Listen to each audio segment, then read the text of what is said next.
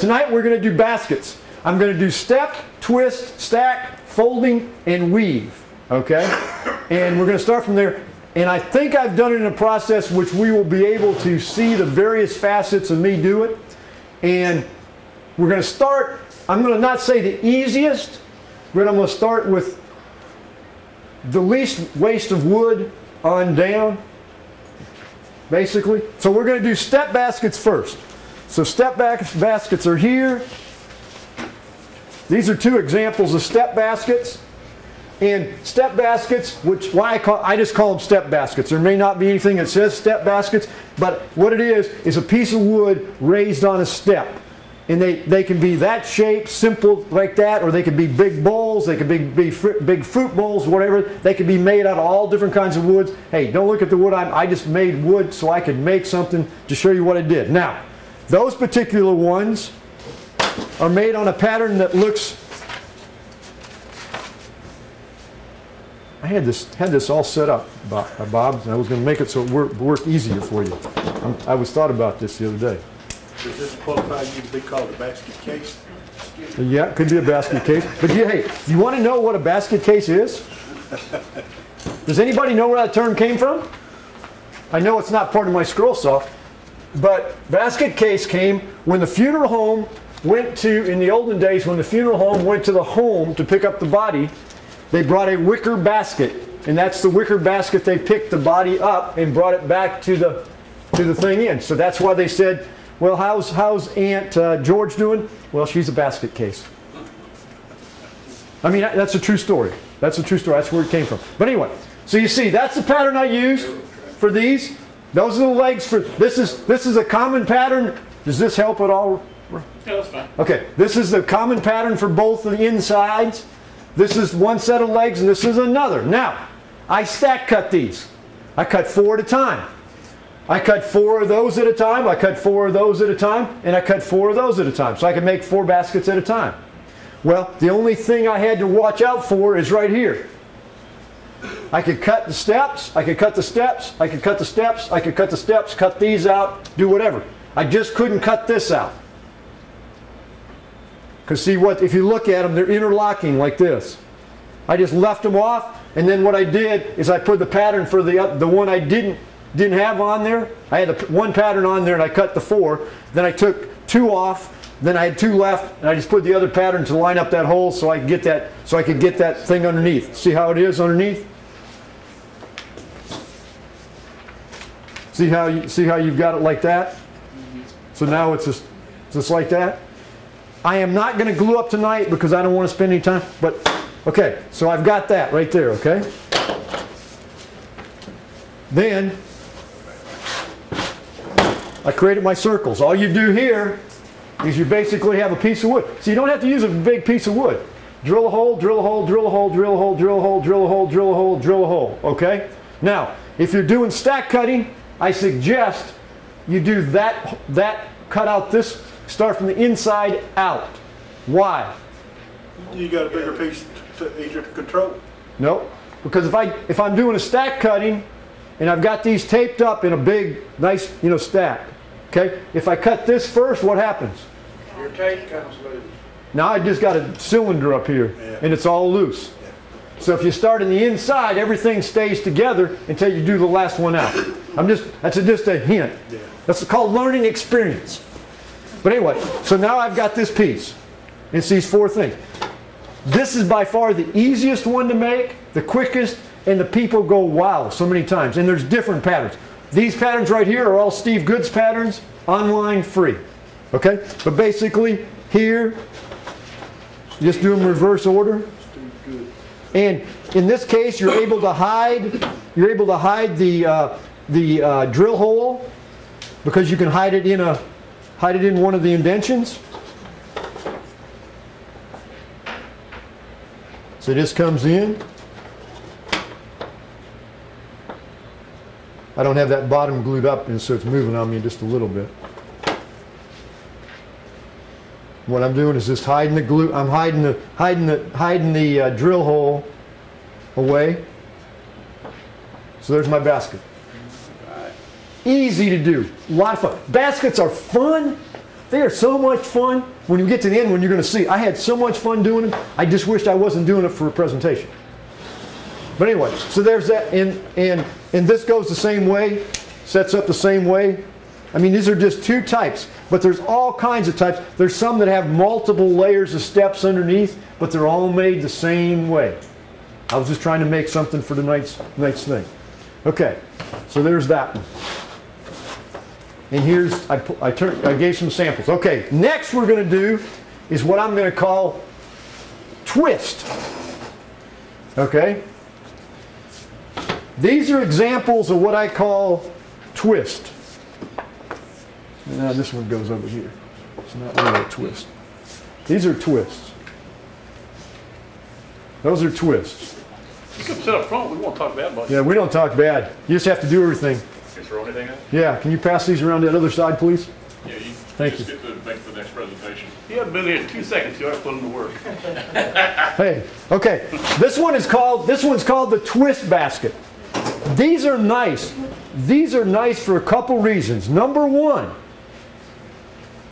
now I'm not allowed to say that, but that other group that meets on Thursdays, with doing this, you don't waste a whole lot of wood. Okay? What I'm saying, there's my basket right there. That's how big a piece of wood I needed to make that basket that's in your hand right there. His in the back. It's about that size. And what I did, What kind of glue did you use on these? I just used Eileen's. Okay, now, I intentionally didn't.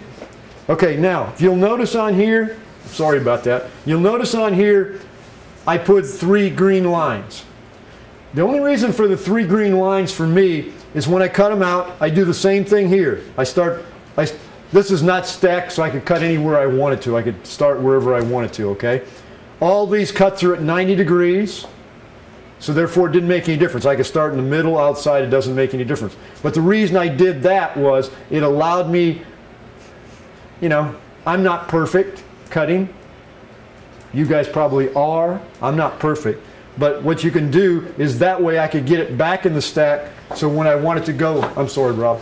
So when I want it to go on the sander to sand all the pieces at one time, they would all fit back in there real easy, and I didn't have to go turn until I found out how they fit in there. So just by putting the 3 lines on there, I was able to get them back in.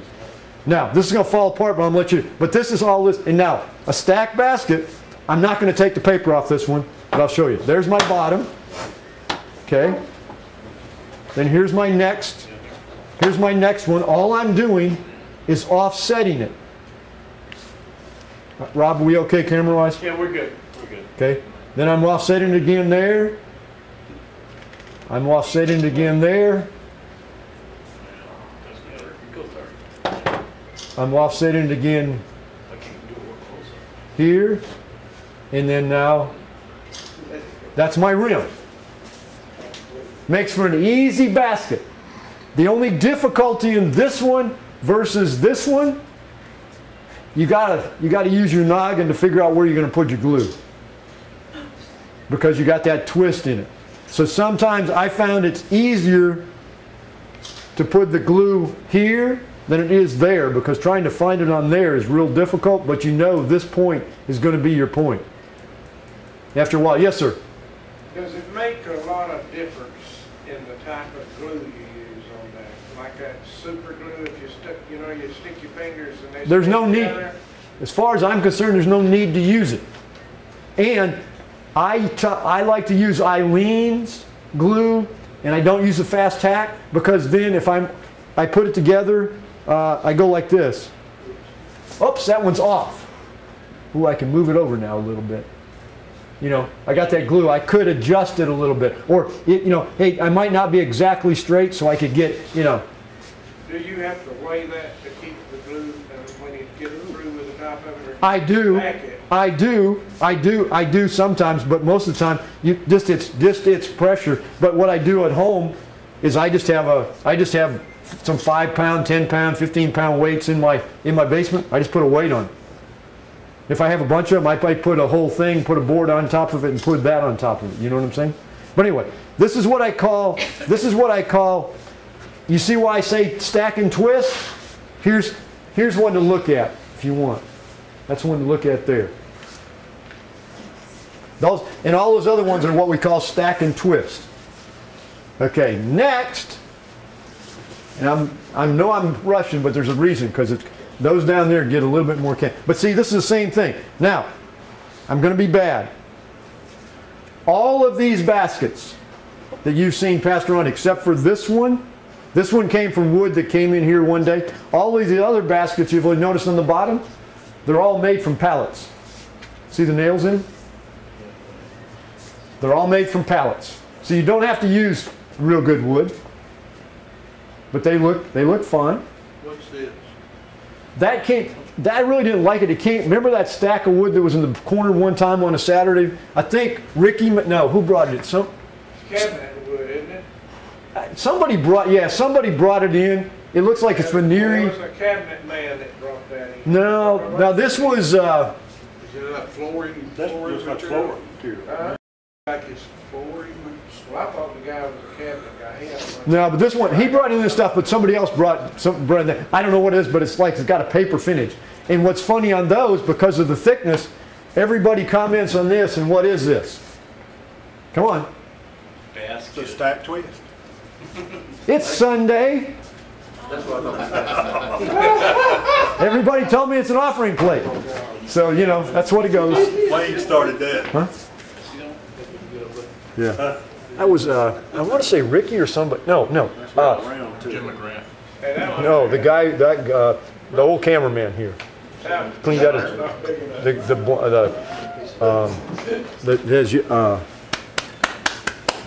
we'll think about it. But anyway, he brought a bunch in to clean it out of his garage or something. But anyway, that's what I used on that. How Okay. many pieces of wood is this one? Three? It's like 3 different pieces of wood. That one, because of what that is, that's basically 2. Because I had to, you got. Yeah, because this piece of this, well. Because see here, look, watch, here. Yeah. See, I'd have to use 2 to make that. Right. So to make that offset one there, I had to use 2. Now just look down at it and twist. Yeah. That's why I call them twists. But then this is a third piece of wood, though, right? I don't. It may have been, yeah. The ring may have been, the final ring may have been, and I think the center ring is also one too. Yeah. The level. These, Yeah. So it's 3 pieces of wood. But not very big when you think about it. But anyway, that's what I call twist. They're a lot of fun. Very simple. They can get monotonous at times, but what I'm saying, they make some beautiful baskets. I don't know if that one came around. Okay. They make some beautiful baskets, and there's various shapes. I mean, this one is kind of oval. There was a star one around here someplace. I don't know where it is now, but anyway. But that's what I call twist. And the reason I say twist is because when you twist it, it goes back together and it goes flat like that pancake that he's got in his hand. Okay, now the next one I'm going to call stack. It uses more wood, and I'm going to demonstrate, but here's the stack basket. This handle is not movable, so don't try to pull it down. This one is movable. You put it on, I'll show you how that does it. But doesn't that look like a basket? Put all your eggs in. Yeah. But that's a basket. This is this is another twist, which basically used 2 pieces of wood because you used one to do the twist, and then this came out the inside of the top ring. Sorry about that, I got it mixed up with my other stuff. Okay, now these are stacks.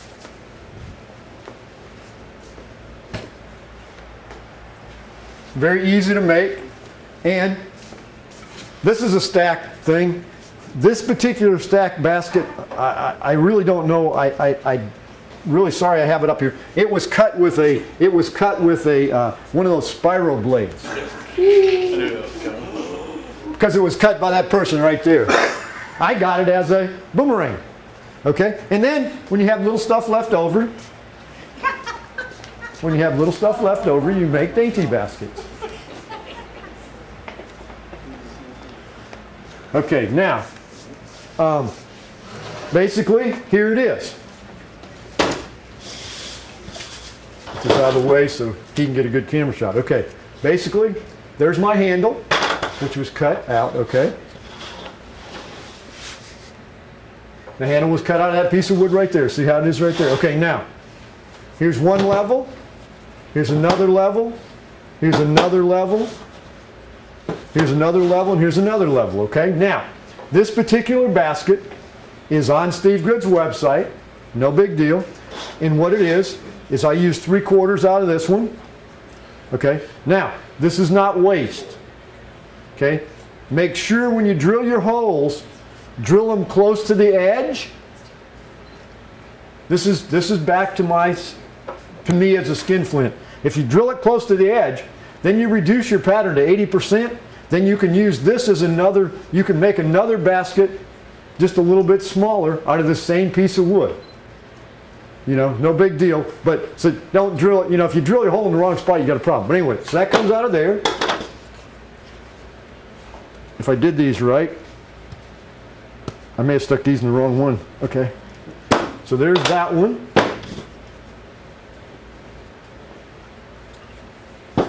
I took them all apart and then I said, ooh, I want to show them something. So there's my 3 pieces. Now, the only thing I would have to do is get another bottom and another top. Okay, now, the bottom of this particular basket said it needed a 1/2 inch top and a 1/2 inch bottom. And this is 3/4. So what I did is I cut it, then I just ran it through my bandsaw to give myself the 1/2 inch bottom. Huh? Okay, and then the same was too, this is my top, which I needed a 1/2 inch top, so that's what I did. And the pattern is here, and you'll see right here, that's the length of my dowels that I needed to use right there. So that's what I use. Now, this right here is scrap, scrap, scrap, okay? Now, here's my bottom. Okay, now, what I've got here is I've got 2 that are the same and 1 that's different. Didn't stack cut these because I don't particularly like cutting 1.5 inch wood that thin. It's a lot, to me it's fast. I can cut faster cutting 2 3/4 inches at a time than 1 1.5 at a time, okay? So anyway, so here, so I'm saying, okay, this has got to be a bottom layer, so I put it on. This is going to be my second layer, and so I put it on. This is my top layer, and I put it on. Okay, this is my friend, and then here's my handle. And if you work this right,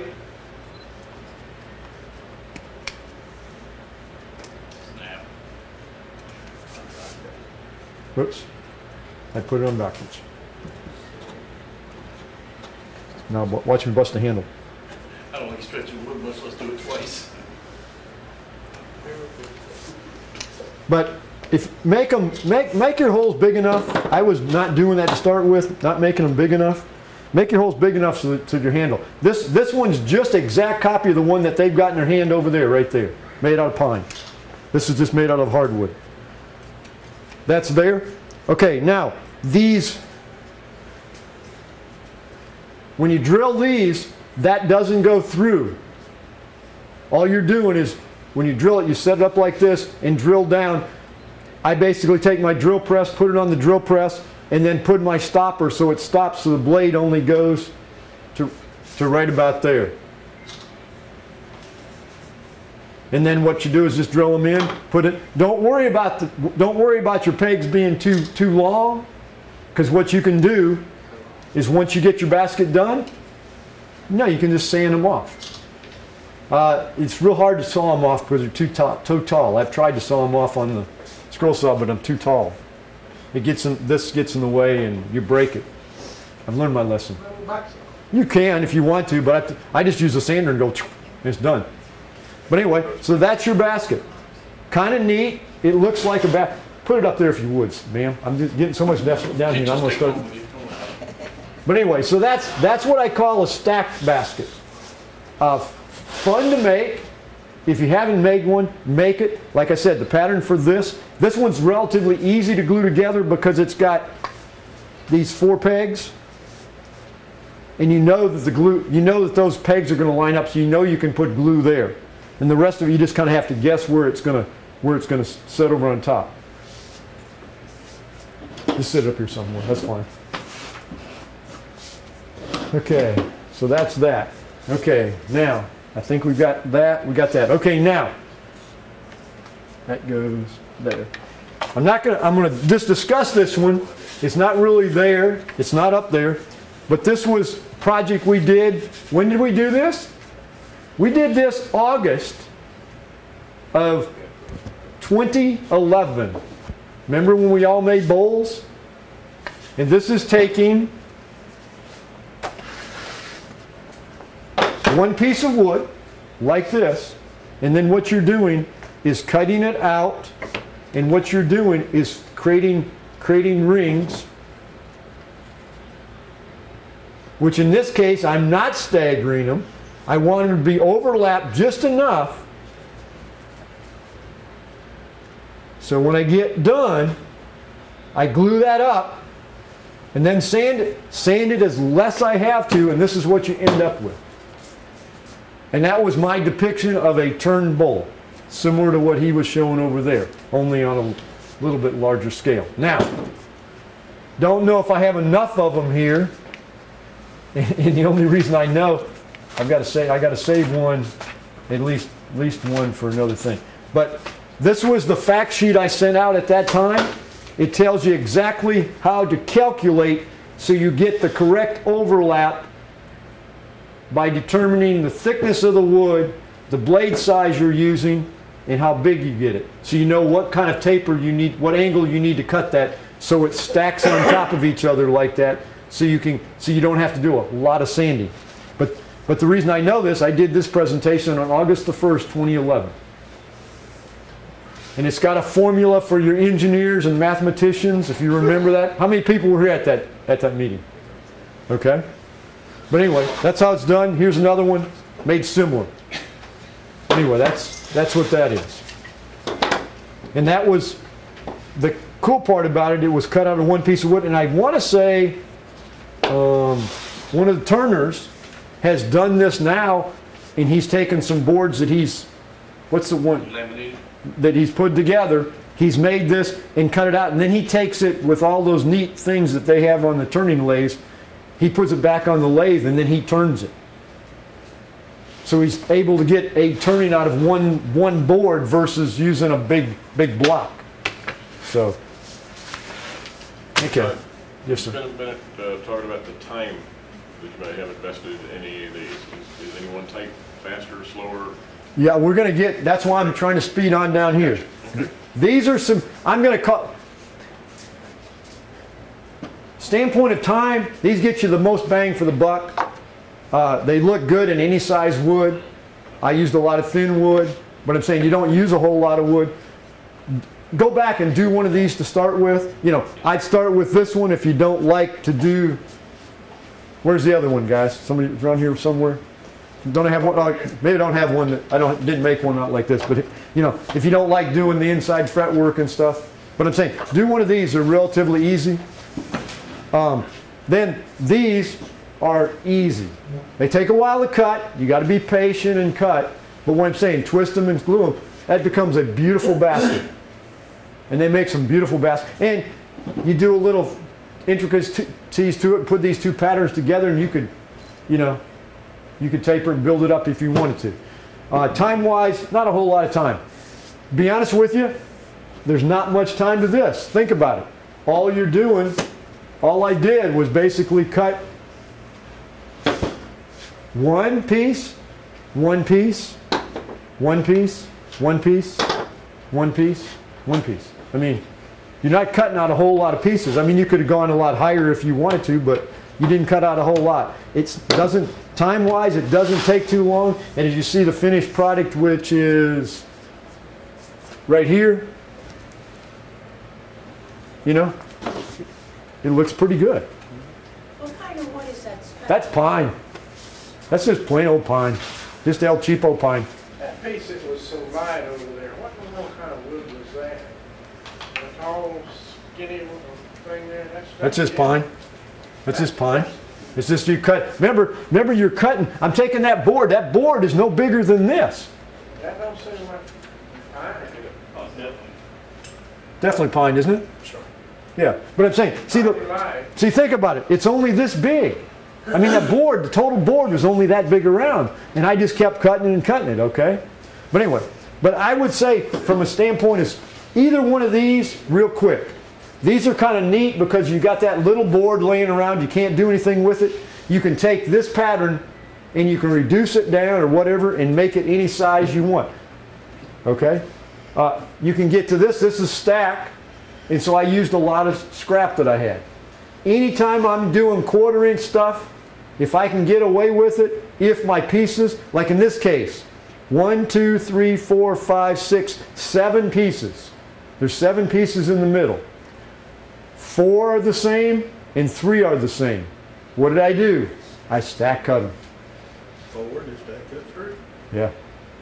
4 and 3. Now, just like these, I made 4 of these because I could do 4 at a time. I like to saw about 1 inch. You get after that, then your blade to me starts to tend. But 4 gives me enough resistance and it makes it easy to cut. Makes it so much easier than cutting that by doing 1 at a time. So that time-wise is there. Okay, next you get over here. Now this is where the opportunities begin. And his over there is much better than mine. But this is just 3 different styles. These are not, they're folding in a way, but they're really not like his. His is folding, and I'm going to have to stay right where you are. His is folding, and his is traditionally folding because of this factor. Right here, okay, Rob? Yeah. Because of this factor.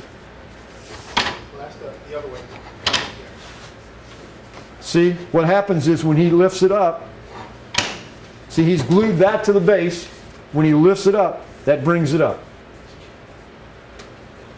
And this thing is heavy. Okay, and I wouldn't do exactly what I did too much of it because it's brittle. But I'm just saying. But that's truly a folding basket. Mine is more the circular type, and so I've got this one, which is the ducks. This one is the cat, and then this one is the hummingbird. Now, I learned one thing about this whole thing, and let's see if I can find.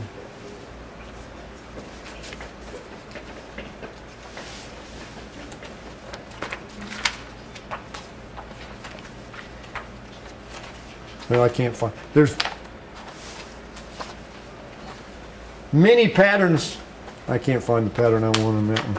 But there's many patterns of this, and you could do it plain or whatever, and you could do different things. This one just happens to have the hummingbird in it, and I'll pass it around.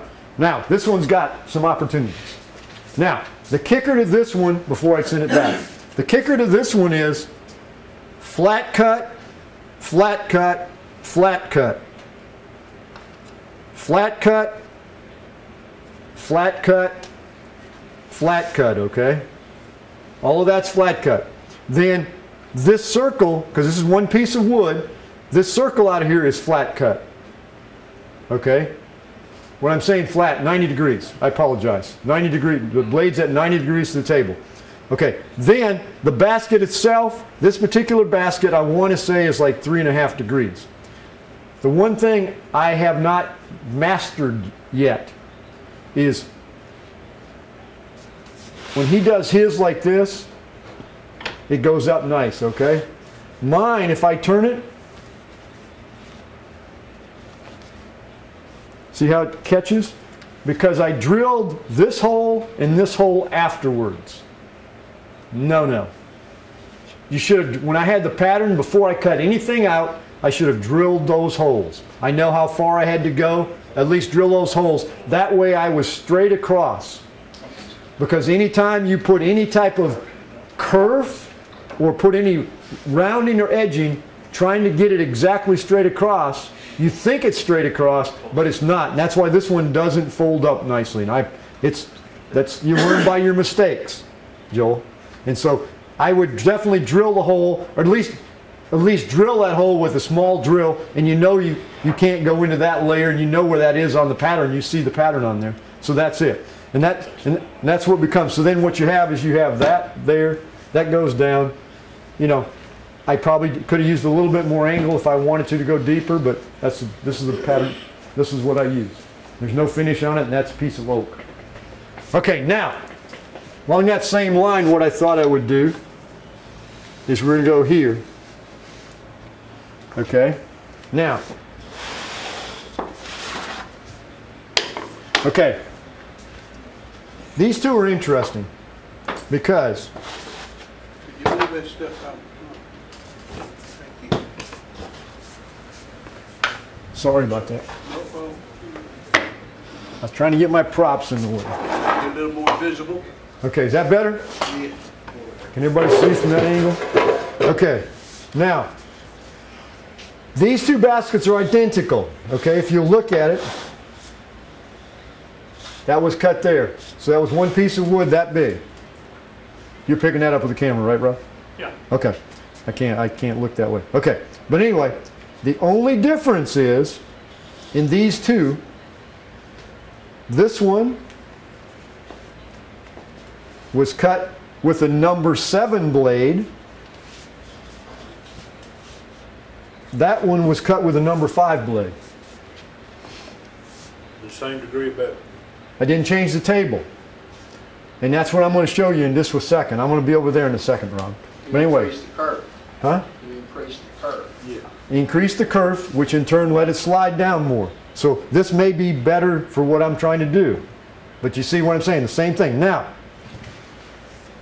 here's what I suggest is this is my block, okay, that I used to create that. So I came over here and created that. Can everybody see that? If I were to bring that table down, it'd come to that. Now, the one thing I did so I can do repeatability and make it easier for me, hey, I really like that, it looks great, okay? This was my angle, so I just cut one. After I got done, I made sure I cut it. Now, what are the 3 things that would be beneficial for me to have on this? So I could have exact repeatability. Blade size. Huh? Blade size. Size of the blade. Okay. Degree of cut. Degree of cut. And width of the Width of the board. I really don't need the degree of cut because I really don't care. I mean, because it's already set there. Right. I can assume it was such and such, but the thickness helps me. Just in case my block here, I may have made it a bigger block or whatever, so it'd be easier to do.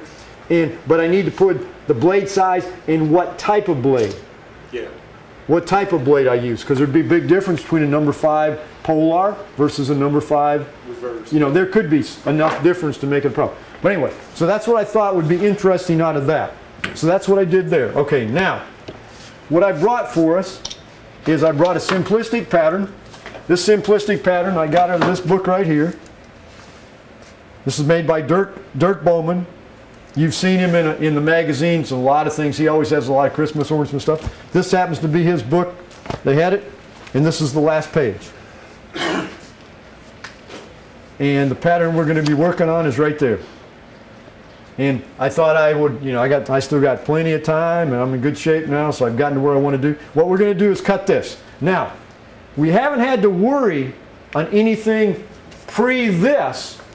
Our table's all set at 90 degrees. No matter inside, outside, what we did. Because we did stack cuts, we did twists, we did that. All of this over here. Not this one, of course. But everything I've got over here that we've done has all been blade set at 90 degrees. Now what we've got to do is you got to put a little bit of thinking hats on. This is where sometimes a sticky note helps. You know, even if you don't notice, I've done it. You know, I'll set my saw at 3 degrees, and then I'll I get done with the last thing. It's at 3 degrees, and I pick up a piece of wood and go like this. Damn, it's not sawing right. You know, and I wanted it straight. So you know, just got to keep your head. You got to keep your head on. Anyway, so what I thought I would do is, in theory, we're at 90 degrees. Now we're going to test this to see.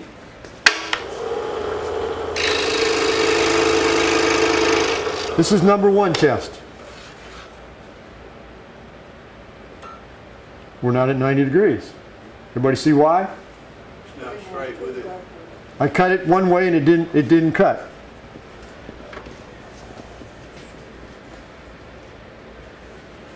And let me try it again.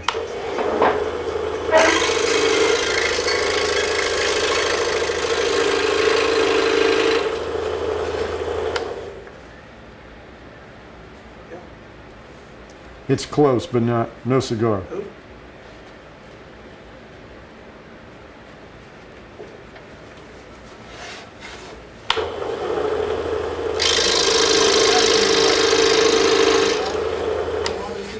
Okay, so now I'm at 90 degrees.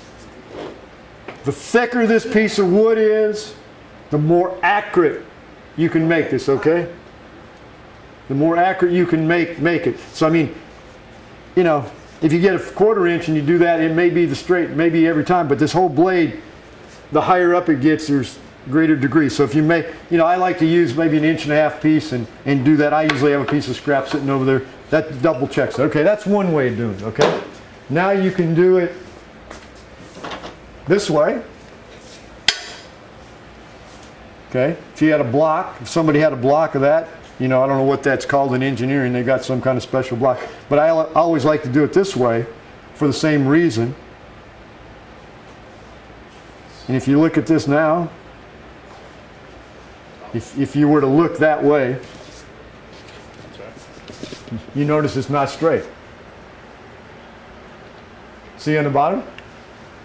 Can't see out. Yeah, just a little bit of a gap, but I'm just saying. So I like this way to make sure I kind of use that to get it, you know, and I can put that against the blade and get it tight. Now, brings up another thing. I was trying to do this, and every time I'd get my table, it wouldn't stay straight, wouldn't stay straight. And what it was is my screws underneath here that were holding the tabletop down were loose. Every once in a while you got to do some maintenance and fix those underneath, because I kept getting adjusted and it would be out every time. I couldn't believe it. Why is it out? And my blade is way back here in the corner. It's not in the middle of my hole. And what happened is the table was not tight underneath. You know, we got to do that routine maintenance every once in a while. Okay, now that's one method. Now here's another method. Can you see from that way, sir? What this is an angle cube, okay? So I can turn on my angle cube.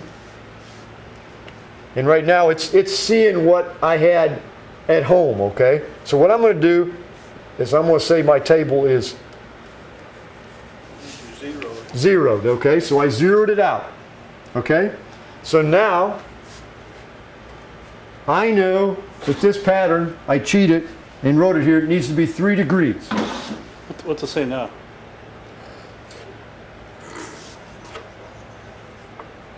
What are you doing?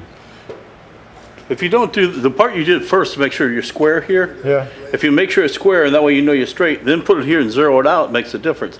If you don't do that part first, you just put this on the table and zero it out. Oh yeah, you're gonna be off. That's what I did. I apologize. Yeah, I mean I straightened it out, so I knew I was zero. I knew I was zero. Hang on a second. I'm gonna put that thing attached to the blade. It's got magnets on the side. Okay, now what's it reading?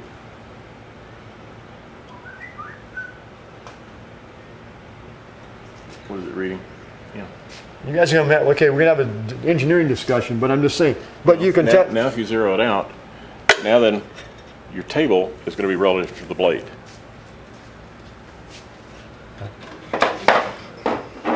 Which is where you really want to be.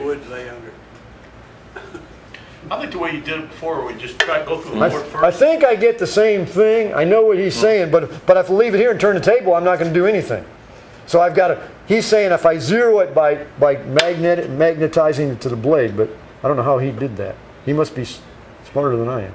Actually, I like the way you did it with wood, because you set it up like that with the wood, you know you're good, so you know you're at 90. Yeah, that's Then what. you can just put that on the table and Right. change your angle after you zero it out. Right. Yeah, blades that would work as well. Magnets on it. Yeah, but see, well, I loosened it up. It did intentionally. So anyway, so now I'm 3 degrees.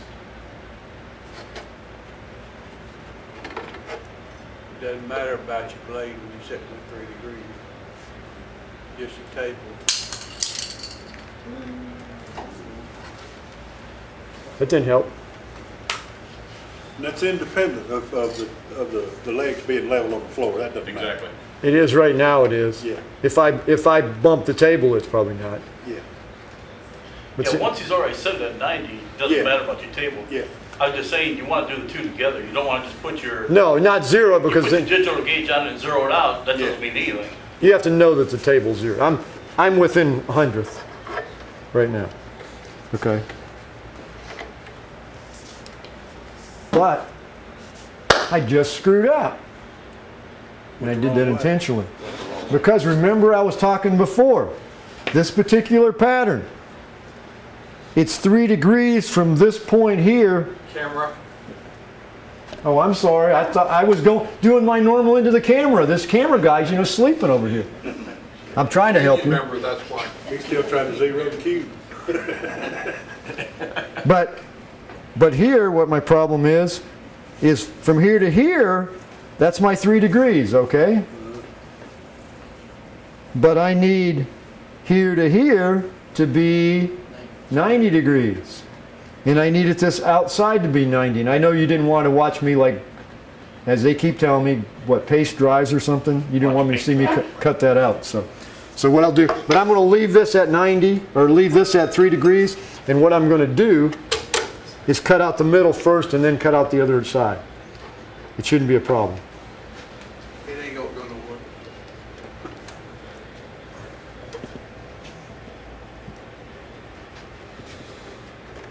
I think I just screwed up.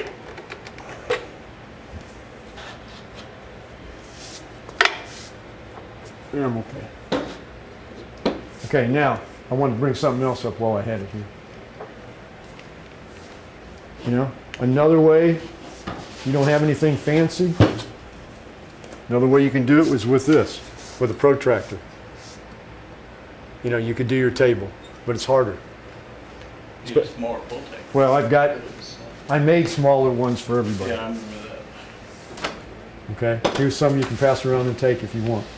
I made some small ones, so you could do it with a protractor. Okay. Come on, Hans, get going.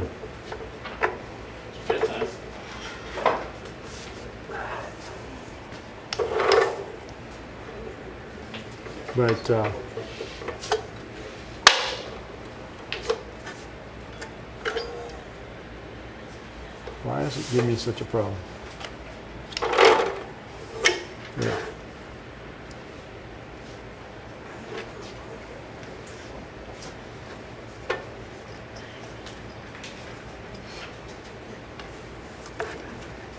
Not used to this lift, guys, and gals and women and audience. You drilled your hole at 3 degrees as well? Pardon me? Your blade entry hole at 3 degrees or not? I didn't make it 3 degrees. Didn't see a reason to, because the 3 degrees and the size of the blade I'm using and the it's just basically an entry hole. It's not that important. Now, back when we were doing these, it is important. You got to have the entry hole at the same degree, and you do the similar thing on that. Let's assume that was your entry hole, and this is your drill. You make a guide, and then what you do is you take your drill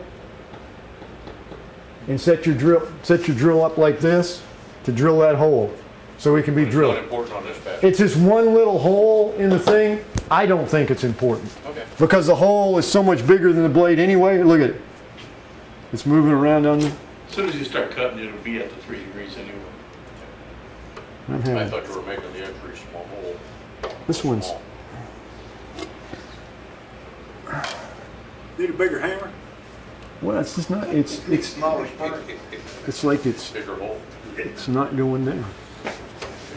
Then it loosens up on it. It won't tighten.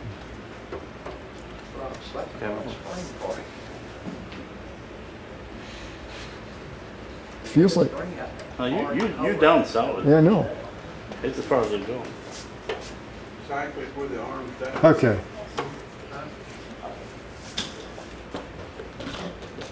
We're gonna put another blade in there. We need to grind this one. Because we're not going forward enough. Okay. That's why it's not going down anymore. That must be one of the ones we didn't get yet. This was the latest one. There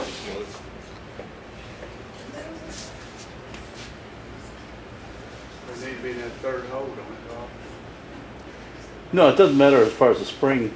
On here you have an elongated slot, and we're at the end of that slot, which keeps it from going any farther down. Usually what we've done is grind this. Oh, okay. But the further back you have the spring on this way, it has more mechanical advantage and makes it That- harder to push down. Where I'm pushing it there, Yeah, but see what you just yeah, did? it doesn't matter what the spring's doing. I'm pushing down enough. This thing's not letting us See, go the back. problem is, Oh, it's push your hand up there, please. Yeah. Put, Yeah. it was not, Manufacturing problem. there it is now. I mean, you made my blade kink when you pushed down before. That, Okay, sorry about that, guys. Anthony Meier has that problem too, doesn't yeah, kinks. he? Yeah. I can't help that. Can't help him. Okay. But anyway, now remember, it's kind of easy when you're doing this, but if you're doing anything else that has angles on it, remember, you got to saw one direction. One direction only. Because if you try to saw back the other way, your angle is on both sides. Does it make a difference if you're on the right side of the table or the left side of the table? Just as long as you turn it, it As doesn't. long as I turn it the same way. All the way Or you through the keep it thing. on that same side of the table? Yeah, because it won't make any difference because this is going to be uniform, so I could turn it one way or the other. As long as I turn it the same way the whole way. But when you're following a line and it's a racetrack, it's not that different. And I'm sorry about, ask questions while I'm doing this because I can answer them. But see, what I'm doing right now is just cutting this.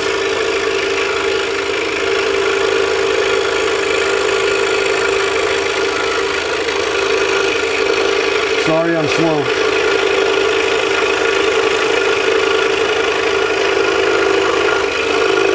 When you're cutting too, for those that may be new or whatever it is, the closer you have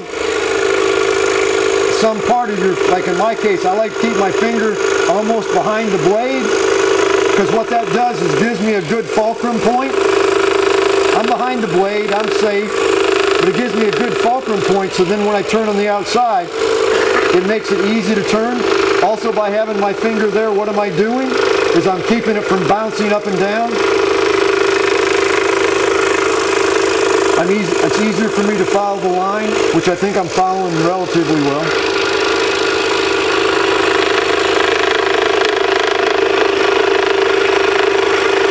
See, just like I passed there, probably see I would have been better off if I had drilled those holes. See where those dotted lines are? You know, drill the hole in there. You know, just drill the hole, not go in any further than right there. Just drill that hole.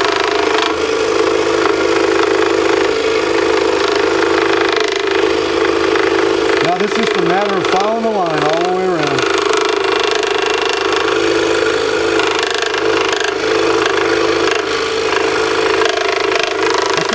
I still got about 50 minutes, right? Okay, well the last one is my most fun basket.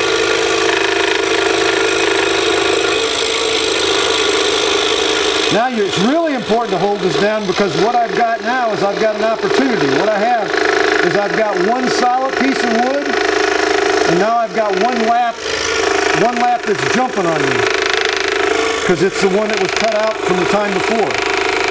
So I've got to keep a good, steady guide on that.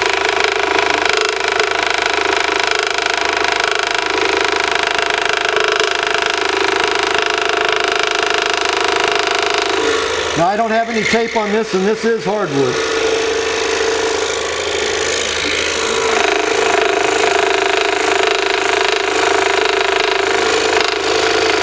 I got all these people kibitzing behind me here.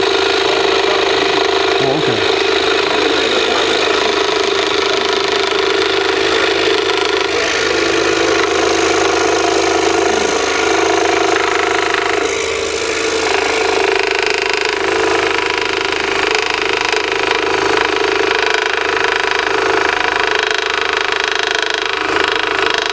From a standpoint of baskets, the baskets I did, This would be next to the hardest. This wasn't the hardest. It's just more, as whoever's got the one with the hummingbird in it, you know, you had to do all the cutouts and you had to do all that, plus you had to do the, you know, on that particular basket with the hummingbird in it, what you did is before you cut cut what I'm cutting here, what you did is you took it to the router table and you routed both edges on that one, wherever that one is, the hummingbird one. Only 2 more revolutions, only what, 4 more revolutions? But as you can see, it gets bouncy, more and more bouncy as we go around.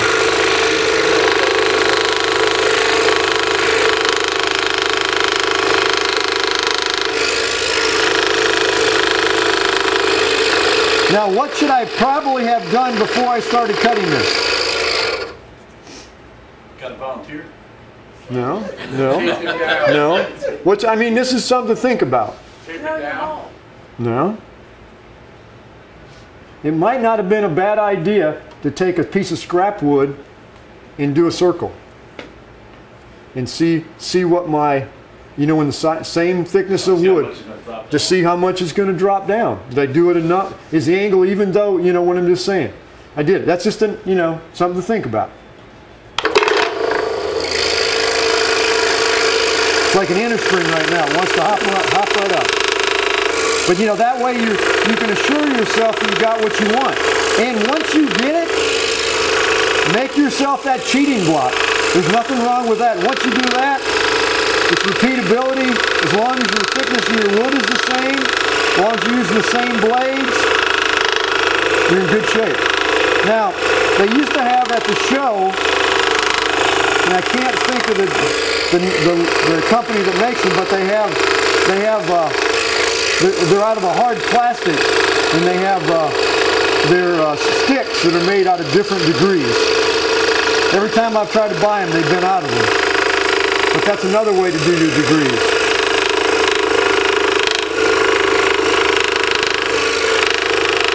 Taking too long. But I wanted to at least cut something.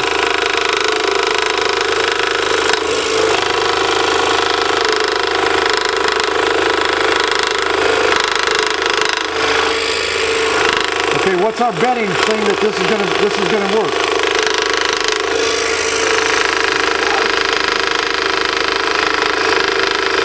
I should have pretty good odds because guess who's I'm sawing it. So, you know, I wouldn't screw up anything I'm sawing, would I?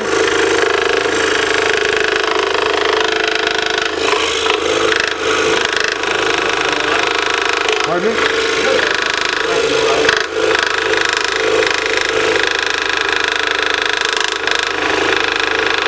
I'll tell you one thing. I wish I could control those spiral blades. I think practice makes all the difference in the world. I don't use them enough.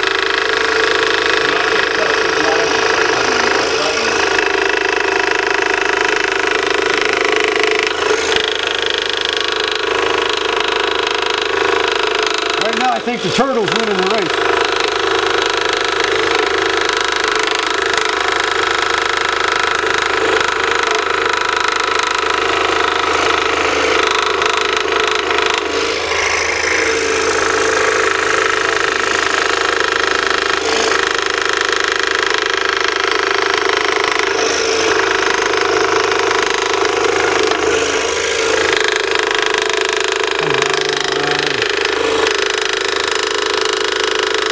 Sometimes I wish this had about a 15 or 20 speed. It just doesn't cut fast enough.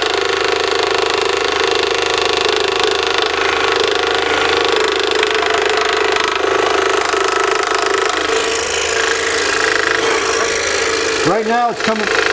Okay, now another thing you could do if you're running into a problem and it's giving you a hard time, because it acts like an inner spring.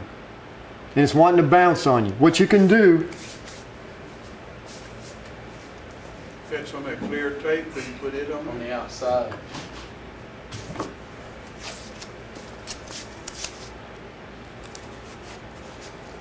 you know, I don't have, I could use clear tape like you said, but I could put that, and that would help me control that bounce if somebody's having problems, because I know if you're not used to it, it's, because this is, remember we're cutting from the outside, and this just bounces.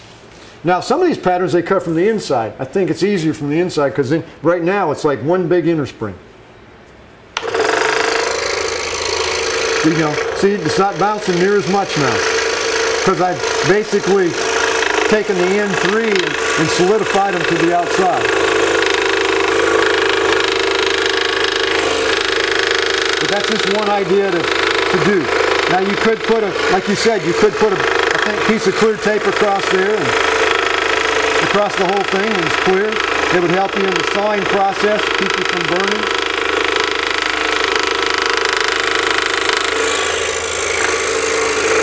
All those patterns, I think I mentioned it before, all those patterns that I did are all on Steve Good's website. I did that on purpose, so therefore you all had access to the patterns.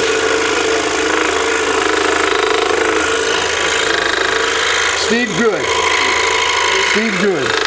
Just put Steve Good in Scroll Saw and you'll open up his page, and he just did a disc with what, 1,000 some odd patterns on it. He put, if you sign up for his email, he'll give you a pattern a day. All different things. It may not, you know, maybe one every 6 or 7 patterns will maybe something you like, but. Huh? Yeah, I save them all. I save every one every day. But he gives you good stuff, and like I said, it's not all the same. And when you go through there, you can now look up all the ones that have boxes on them, and you can do boxes. And he had boxes all different sizes, shapes. And then he asked for a donation. You know, after a while, if you take a number of patterns, just send him a donation of whatever you think that pattern was worth to you.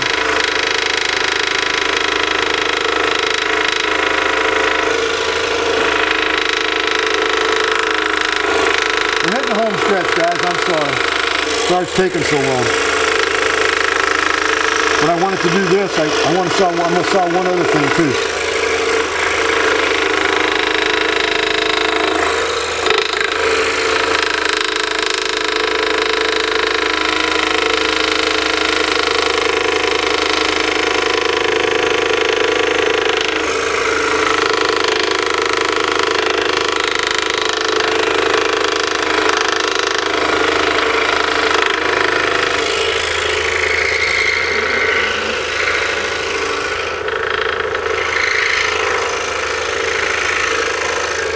If I did this pattern again, I would probably change I would change where I put the hole.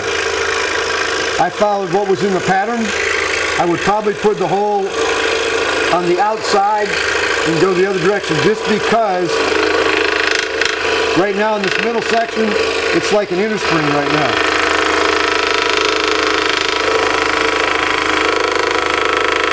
Because I've only got, what, 4 inches to go.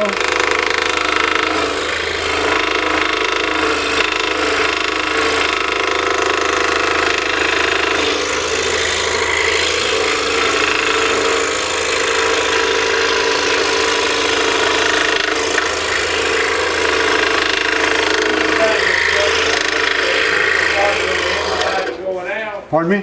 Would you have gotten as much bounce if you started on the inside and went out? That's why I made that's why I just made the comment. I'd probably put my hole in a different spot. This pattern told me to drill the hole where I drilled it, but if I drilled here, I'd probably go out. I probably wouldn't get as much bounce because it wouldn't be as. Now, when you get in here, you're going to want to get more aggressive and say, well, why don't I just go a little further? Don't do it, because it has to have a bottom on it. Stop where your pattern is, unless you're designing one. So stop where it is.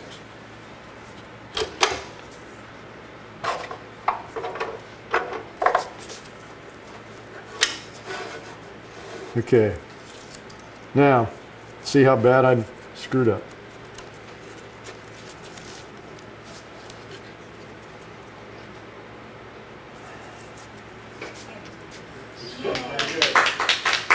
I'm not going to, right now, I'm not going to cut the other piece out, but you've got the general basis of how it is. And that's a simplistic pattern, but that's how it comes out.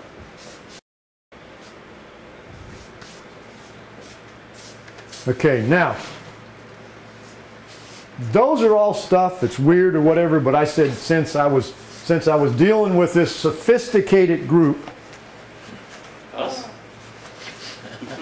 I decided that I better make some big baskets. So, the basket I made is a small reproduction of this one, but I'm going to put it up here. Oh, excuse me, Bob. I'm sorry. I apologize.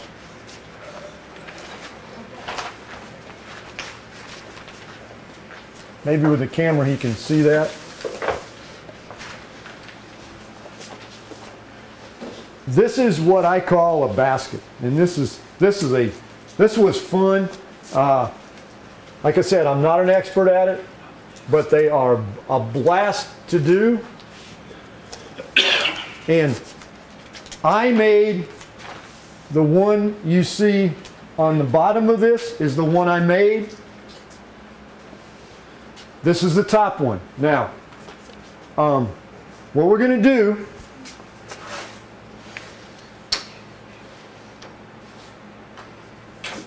that's this basket right here.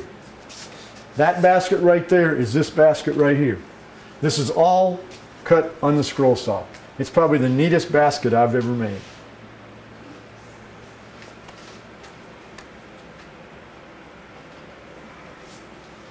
And what I did is I made another one so you wouldn't have to watch me cut. I made another one, but I need this. I'm going to have to get this back here because I need this for something I want to show you. Now,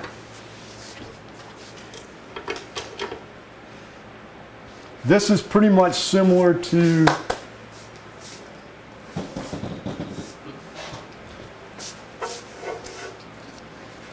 this basket that we're going to be doing is very similar to the twist baskets from this standpoint, and only this standpoint.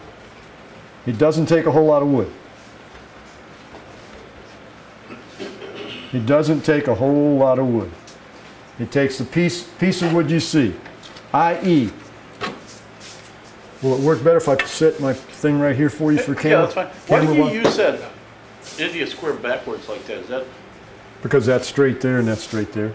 Yeah, but your line is straight. If you go the full length, that way you're looking at it if it's, you know, all the way there. I'm up here doing a presentation. I'm just trying to get it done quickly. Uh-oh. Ah, that hurt. I snapped him right into the... Did you cut it? Pepper. No, broke it. Possible broke. Okay. But anyway, it doesn't take a whole lot of wood.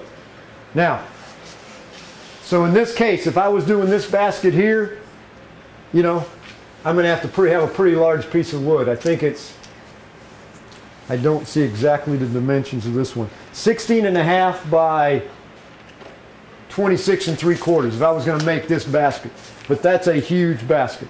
It says right here, I got the measurements, okay? This basket that he just passed around, I was able to make from a piece of wood that was 4 by 7 11/16. That was made out of one piece of wood. 4 by 11/16. That's not a whole lot of wood when you think about it, okay? Now, I said, okay, I've got to make a finished product so you see it. But so what I did is I made, here's the finish, here's basically another basket I did, very similar. I just did a different one, okay? This is an oval candy dish, okay? In theory, the reason I'm going to do it because I can show you how it was made. Okay, what I did, if you look on here, okay, key in right here, sir. Yep. Okay, this is where you got to get your mind around this thing, because what you've got here is you've got this section from here to here is done at an angle. All those are cuts.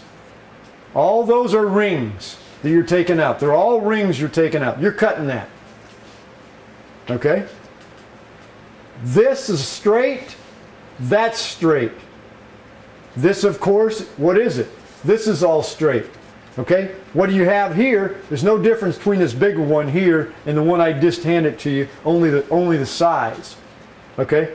But what it is, see how the handle is indented? If you've got it in your hand, see how the handle is indented in? See how the handle's indented in? What you're doing is cutting here, and you're cutting that. Cutting there, cutting there, cutting there, coming out. Now that's your handle for that side, and you got the same thing for the other side, which gives you the two handles which are on that one that he's holding in his hand, okay? Now, the odd part about this is, I don't have to worry about drilling holes. I could drill holes, but then you'd have to drill your holes at that angle, and then you've got to worry about hiding that hole or whatever. So what they did is similar to what you did on your basket with the bandsaw. And it's no different than what people do in the real world in doing baskets. What they did, can you see this right here pretty good? Yeah. What you're doing basically is, first thing you're doing, and I got to find it now. Okay, right here. What I'm going to do is, remember this handle is gone. I've cut that handle out, okay? So what I'm going to cut is, I'm going to come right here to the side, right here, and I'm going to cut in and cut here to here to here to there. And I'm cutting that at an angle. I'm cutting these, all these are going to be cut at 8 degrees. But I'm starting at the outside, and I'm cutting in and doing that little bit of an angle and coming into that line right there and cutting that at 8 degrees, okay? What that does now is then I'm coming around here and I'm going to cut all this around here, and what that does now is that gives me, stay right there, I'll bring this over here so the camera's in one spot. What that does is gives me that piece. You know, smaller scale, but it gives me the outside rim. So now I've got the outside rim. Remember, there's the two handles, okay? So I took that handle off, and I took this handle off. Now, I cut in here. I started on the outside, cut in at 8 degrees, with a blade at 8 degrees, table at 8 degrees, cut in here, cut all the way around here, and that gave me this top rim, okay? Gave me the top rim, okay? Then, I came in here, and hopefully you can see that what you're basically doing is you're coming in at, you got the line here, and what you're doing is you're coming in at an angle, so what happens is these pieces... So that's in lieu of doing an inside cut? That's in... Well, if you look at all your baskets are glued together like that. See how I've got that? I mean, that's enlarged, but see what I'm saying is those rings go back together by putting glue here. Yeah, okay. And each one of those bands is glued back together like that. And what I did, to make it easy, I glued them back together. You split every band in that thing? Huh? You cut every band in that thing? You cut every band in there. In this case, I cut every band in this particular one. This one only had 3 bands. Okay? So now we're going to come over here. Here's the fun part. I'm going to come over here to my table, Bob, or Rob. Sorry I had so many props tonight. I'm sorry. Okay, now, there's my handles. Here's my top, okay? Here's one band. Here's another band. Here's another band, okay? If you look right there real closely, you can see. I'm going to turn it. That's where the glue is. Remember those pieces, they went together like this at an angle. And it's no different than a normal basket. That's how they put the reeds together on a normal basket. So, you know, I could have drilled a hole, but there's no need because that's how they put the reed. And the same thing with this top band. It's put together right there. See how it's put together? Okay, now what we're going to do, I probably won't take the paper off, but so what you've got is I got 3 rings, and this is my base, okay? You see how it's got the scallops in it? Each scallop's going to be a little bit different. This is where the fun comes in, okay? Now,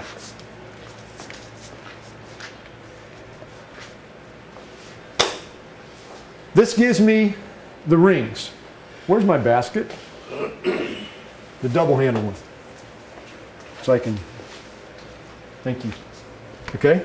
What I've done here, I have cut this, and this is what these are, okay? Now, what I've got to do is cut these. The ups and downs, okay? Now, there's two ways of cutting these. They can be cut on a table saw. You can cut them. Like in this particular one, it told me I needed 18 1/16 inch thick, 3/8 inch wide by 3.5 inches long. I call them stickers, okay? Or they call them steaks, okay? So what I did, I don't have a real good accurate table saw, and cutting a 1/16 of an inch on a table saw to me was a little bit difficult. So I said, okay. So what I did is I took a piece of wood, I took the same wood I had, I made sure it was the thickness I needed, okay? And then what I did is I cut my steaks. I'm only going to cut one because I got 18 already cut there.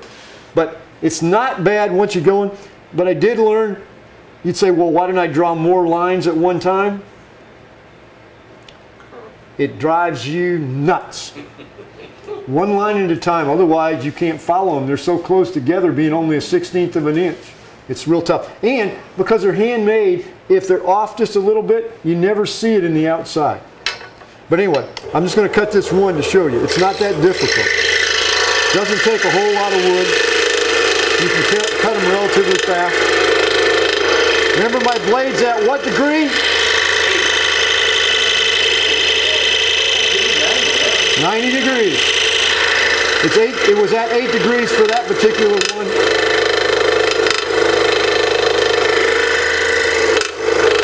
Now see, Bob and those guys, they could probably zip through these. And if you do cut them on a table saw, what they suggest on a table saw is if you need them, let's just say hypothetically we needed them 5 inches long. Okay, rip a board 1/16 of an inch, 20 inches long. And then just make 5 cuts. But then, okay, there's one of my stays. Could you make your little fence up and you run it down? Fence on a No, just double stick tape it to it.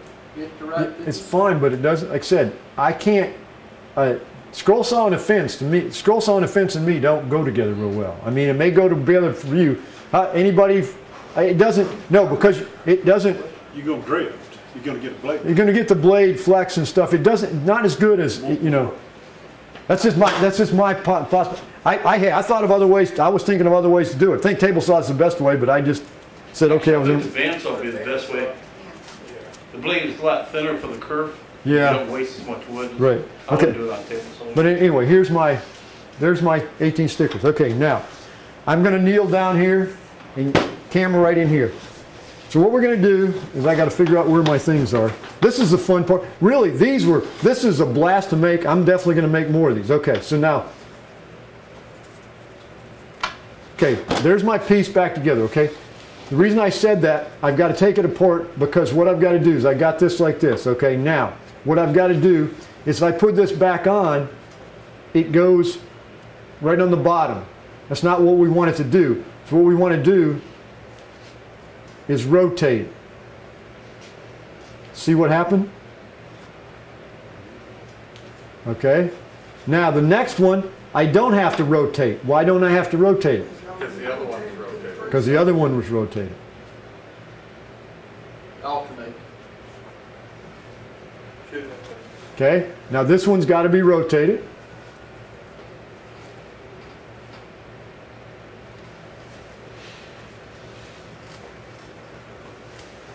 Okay. Now, and what you do is you come in here and you take this in here and that goes into the bottom. I got to get a couple in here to make it stay together.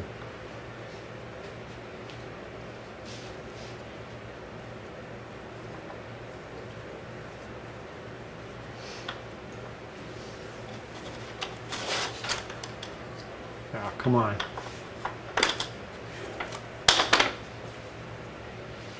Yeah, that's got to be right.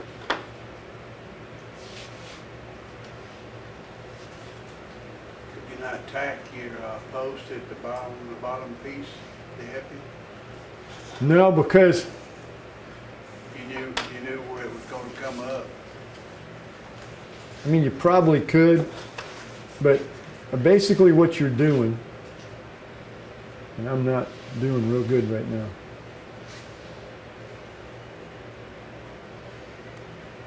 See, I'm only 3 rings. I had 4 rings before, so it was a little bit easier. Okay, see how that's there? Now let's see if I can get this one and bend it the other way. You mean hold the side of it or something? Yeah, I'm just not. This is going to be my last finale. It was supposed to be perfect and look good and everything else. They don't ever work. The perfect's overrated.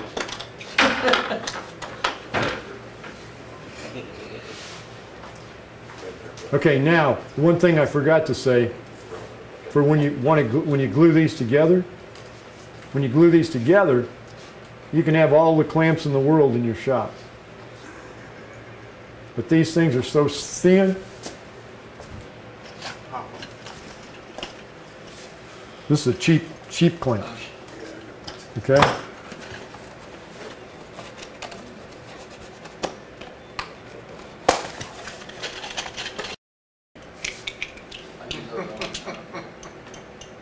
You know, I'm just gluing that edge, so these work pretty good. Yeah, they work good. I use them. They work good. Okay.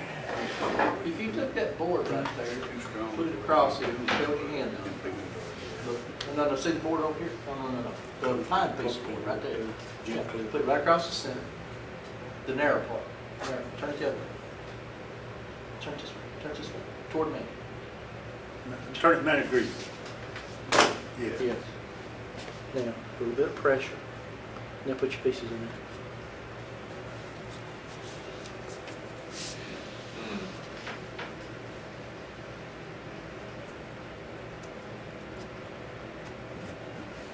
A little bit of pressure.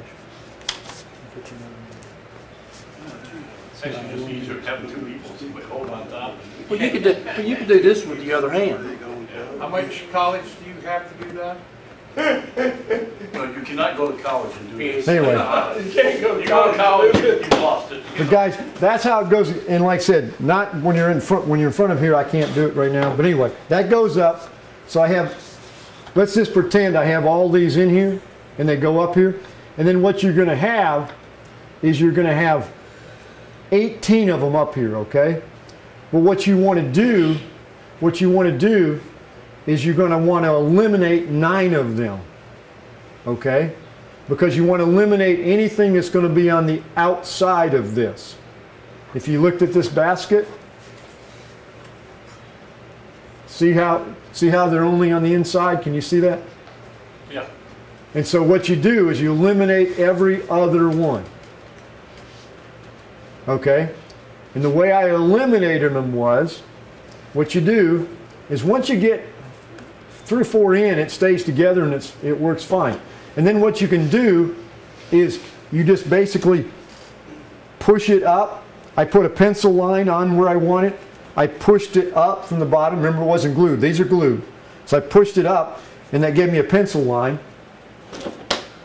Then I took a side cutter and just trimmed it off. And so every other one. So then what that does is, remember, half of them are going here onto the base. The other half are stopping. Okay? But the other half that are stopping, they're the ones that are going into the rim. And so that's what ties the whole thing together. And I apologize, my demonstration's not doing real well. If you had used tape to put them in the bottom of that thing, would that have helped you any at all? There's tape things as you got them down there. Those stakes that you go up and down with, Yeah? to begin with, if you tape them, would that have helped you any? Tape them to the bottom. Tape- I don't understand the question, I'm Tape sorry. them to the tape bottom, it to the standing up, bottom and then as put you your, go.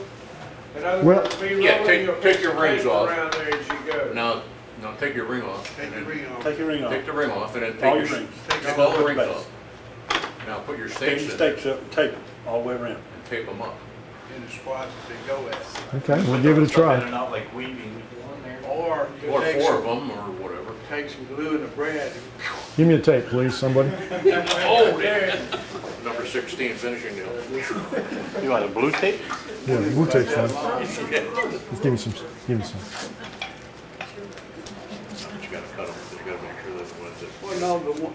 Problem is you're not gonna be able to get this blue tape off afterwards. It's going to be tough. Yeah. Put the long ones in. Just logically, if you inverted the basket, You get a longer piece of stuff.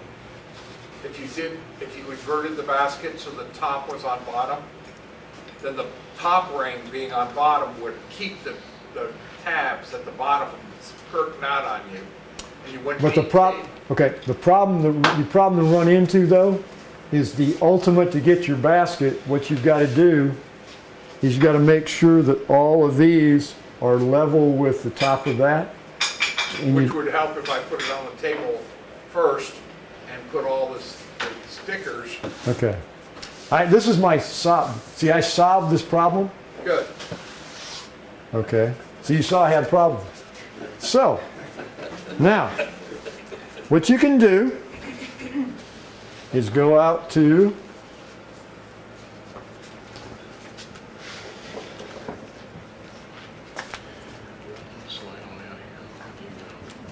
Lumberjacks.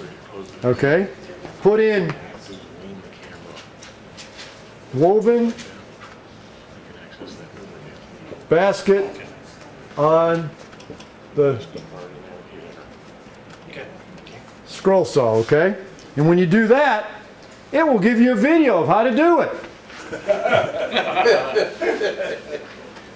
And here it is. And this particular one, and I would say this is the one you need to put in, is probably put this name in there. L-E-L-B-O-N. And she did a 13-page video exactly how to do the basket and the various steps. And what we're going to do is the cameraman is going to help me, and we're going to go through this, and we're going to build it by this. I apologize, since I can't build it actually. Okay, there was our original page. Here were the cutouts. Can you guys see that? Here's the glue. She's using Eileen's tacky. There's her pieces like I had. Okay, now what she's doing is, if you look at, stay right there, you don't need to move. Right in here, when we cut the handle out, the handle, if you'll notice on the handle, there's an offset here on the handle. So what you've got to do is basically move, this picture is showing where she moved that handle out, so she lined up the holes in the pattern, which are offset about an eighth, quarter of an inch, depending on the size of the pattern. So that way the handle would go up and down. Otherwise, if it was dead against her, it wouldn't go up and down. Okay? So that's what she's doing there, is finding where that hole is, which is right there. I don't know if you can see that on the screen. Yeah. Okay. So that's what she's doing there. In her case, she says her best place to dry the stuff is on her dryer. She puts, she puts her clamps on them to do the clamping of those rings together. Okay. Then she gets that. This is where she's lining up and putting her 1/4-inch piece of stuff in the top. She's putting her handle pieces. Okay. Now she's taking off her tape. There's her piece right here. Okay, now's where she's weaving. And see, she's got the one sticks. See how some are sticking up high and some are sticking up lower? And I thought a 3-1 would be easier. That taller one was a lot easier. That 3-1 is there's only one hanging on, versus the other one I could get in between two. Right, but I'm just saying, only 3 rings, it made it tougher. Okay, and then she brought it up, and see how she's cutting them off? Now, the other side that was kind of cool, I think we can see it in here. Okay, right here is I thought was really cool. What she did here is, i.e., this one right here in the middle. Can you see where my finger is? What she did is she slid it up from the bottom, and then what she did is put glue where it was going to vacate, and then she slid that back down. So she put glue dot right there, so when it goes down, it's underneath that next wrap. And so that's how she got them in there, and that's why she got the glue and she gets rid of it. And then in her case, she says, do not wipe the glue off. Let it dry. Then pick it off with a chisel or a knife. That way you don't have, that way if you try to brush it off, you're going to get some in the grain, and there's no way of getting rid of it, and it's going to be splotchy. So she said, once it dries, it'll just pick right off. So then, You have a video with this? I want to say there was a video with it, I think, but I just copied these off. I copied these 9 pages. Now you notice the fancy thing she's using for her clips. Look like clipped clothespins as far as I'm concerned. Color code. No, I think she just achieved, there's no rhyme or reason, but she made a bigger basket. Now, this was a much funner basket to make. It's a little bit harder, a lot of sawing, but I'll tell you, once you finish it, you finished a basket that really looks like a basket. In this case, what I did here, you'll say, well, I screwed up here, I burnt those. I did that intentionally. It gave it an accent.